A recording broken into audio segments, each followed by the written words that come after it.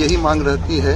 हम लोग समाज में सेवा देते हैं, समाज में हम लोग दुखी पीड़ितों को सेवा देते हैं, जो कि हमेशा किसी भी ढंग से जो रहते कभी कभी उद्विग्न नहीं रहते। हम लोग संयम के साथ उनको सेवा देते हैं, जितने भी सीमित साधन या जिस साधन से हम लोग करते हैं। आखिर हमारी सुरक्षा का भार कौन लेगा?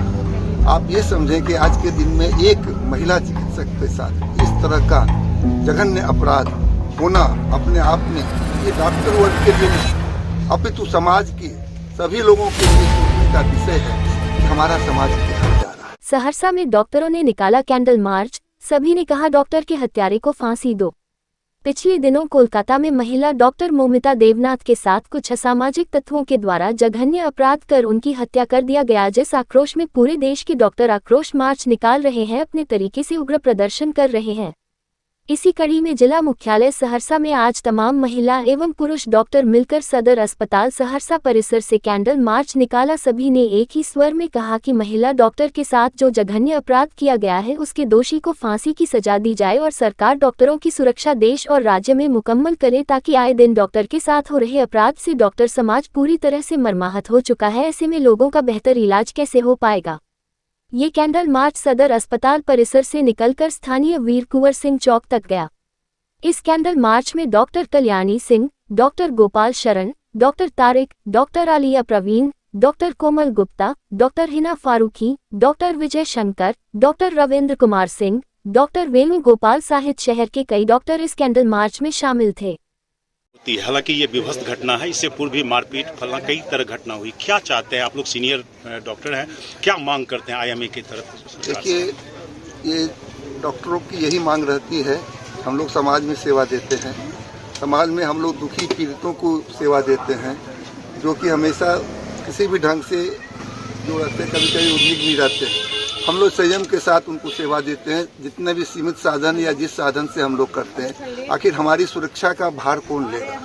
आप ये समझें कि आज के दिन में एक महिला चिकित्सक के साथ इस तरह का जघन्य अपराध होना अपने आप में ये डॉक्टर वर्ग के लिए नहीं, अपितु समाज के सभी लोगों के लिए सोचने का विषय है कि हमारा समाज किधर जा रहा है। क्या इसके लिए हम लोग कुछ सोच नहीं सकते हैं? अगर हम लोग नए समाज की संरचना कर रहे हैं, हम लोग 21वीं सदी के समाज में जा रहे हैं, हम लोग पढ़े लिखे लोग हैं, हमारा देश का स्थान ऊपर जा रहा है, उसमें इस तरह के अपराधों के लिए जितना जल्दी से जल्दी हो सके इसका निदान का उपाय सोचा जाए और सुरक्षित माहौल की व्यवस्था जहां तक हो सके ये किया जाए। ये कैसे सुरक्षा चाहती हैं कि सुरक्षा मिले महिलाओं को? कैसे सुरक्षा, मतलब कि सरकार क्या सुरक्षा दे, किस तरह से सुरक्षा मुहैया कराए कि आप लोग स्वतंत्र और निर्भीक वातावरण में काम कर सकें?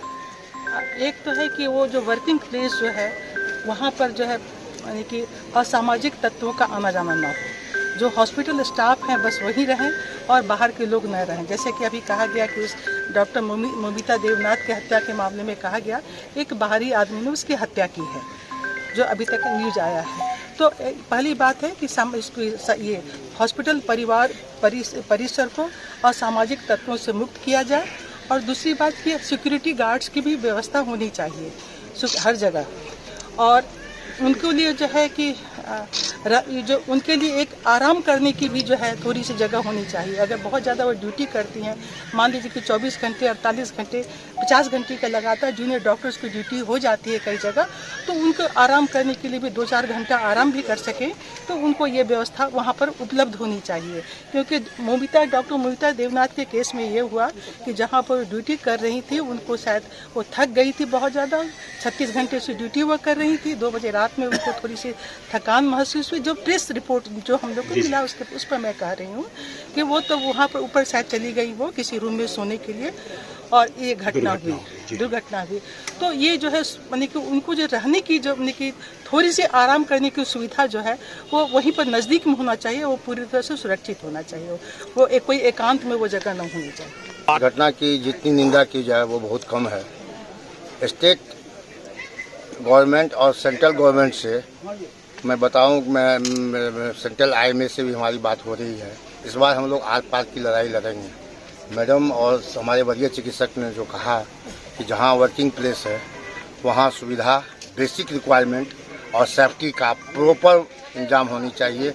अन्यथा हमारे कम से कम जो फीमेल लेडी चिकित्सक हैं वो वहाँ कार्य करने से अपने को असक्षम मानेंगे और इसके लिए जवाबदेही वहाँ का अथॉरिटी होगा।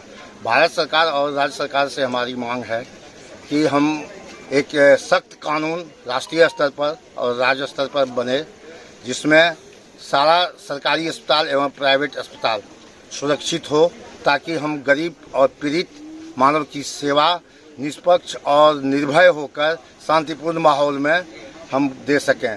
ये राज्य सरकार और केंद्रीय सरकार की जवाबदेही बनती है कि हमें शांतिपूर्ण माहौल और भयमुक्त वातावरण दे, ताकि हम पीड़ित मानव की सेवा कर सकें। इसमें जो भी अपराधी हैं, अब एक नहीं एक से ये अभी तक जो जांच हुई है उससे हम लोग संतुष्ट नहीं हैं। कोलकाता में जो ये नृशंस हत्या हुई है उसमें कई अपराधी संलिप्त हैं। हम माननीय उच्च न्यायालय को धन्यवाद देते हैं। इस पूरे घटना को सीबीआई को सौंपा गया है। सीबीआई से तुरंत त्वरित कार्रवाई करके, निष्पक्ष कार्रवाई करके सभी अपराधियों को जो भी संलिप्त है उसको तुरंत फांसी के तख्ते पर लटकावें। और